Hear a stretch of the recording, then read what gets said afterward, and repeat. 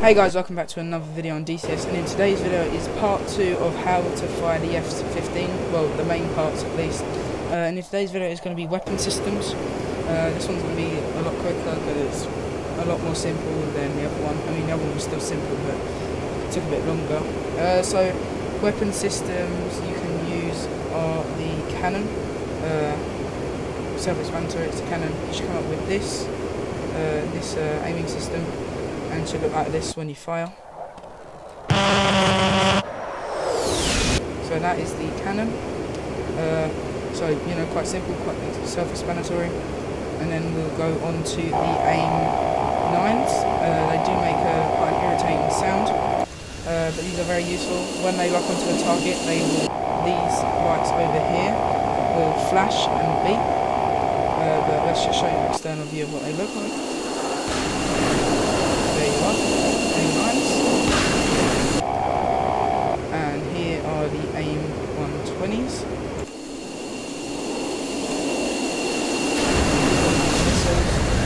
And if they can't find a target, they will just plummet into the water. So that's literally pretty much it for the weapon system. To launch it, I have it set as P, but the button is weapons release. So you can map it to whatever you want. And to change missiles, it is weapon change, and cannon is cannon. So that's literally it for weapons. It's not that hard. I'll just give you a recap on you can do countermeasures to avoid getting hit by missiles, and that's really about it for that.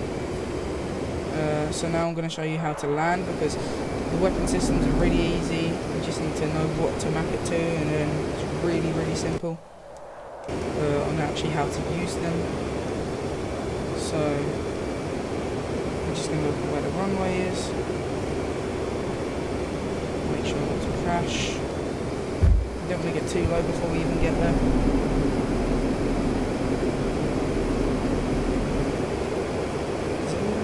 Yeah, it's right there. Oh, God, you got to slow down. We're going too fast. We might be going too fast. Not anymore, we should be good now. Alright, so I most of the time put my flaps down to 99%, so I put the landing flaps on, and then I deploy my gear around here. Make sure to keep focused and level and not go too low so you don't stall. And when you're ready, I recommend putting the plane up, just like you're about to stall. Get it down, deploy air brake, and hold wheel brake. Bit of a fast landing there. It's going to be a bit twisty and turny, but when you're about this far into the runway, oh god. This is a very wobbly landing, but we're good. So when you're about at this area in the runway and you're under 100 knots, you're most likely going to land, and here we are. Quite a fast landing, and we're on the ground. Nice. So you're going to want to pull the air brake back. Same with flaps, and put them all the way down.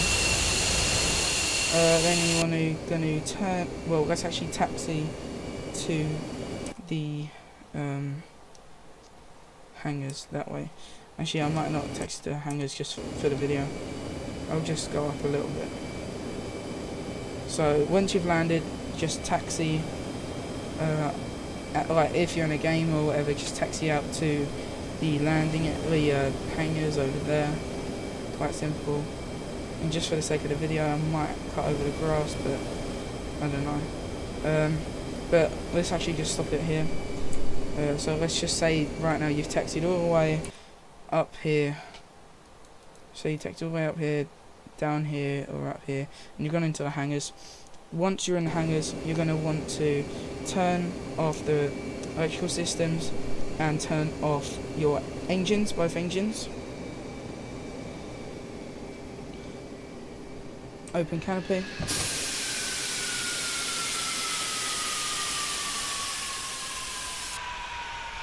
let's just say bring your hand around. Now obviously this isn't realistic, just because I don't want it to be a long thing like the last video where I was just taxiing out. So, canopy up and leave the plane. I ejected then because accident. But you know, we're still out, cockpit's still intact, so you know I could still use this plane, even if I did just eject. That was an accident, but I was just meant to leave the plane. But you know, I'm still out, did what I wanted to do, and yeah, that's literally it. You're out of the plane. This is it. So that's how you land the F-15. Don't eject like I did. As I said, that was an accident. But that's how you use the weapon systems in the F-15. That's how you land the F-15. Next video coming up will most likely be the F-14 or the F-18 Hornet. These ones will be a lot different because these will actually require you to use your cursor to actually turn on every individual switch to turn on the plane. You still can use keybinds, but you know, most people do in fact use the cursor in the cockpit to turn on switches. But I hope you guys enjoyed the video. It's quick. Part 2 is quite quick because you know it's very simple. So I hope you guys enjoyed, and I'll see you in the next one.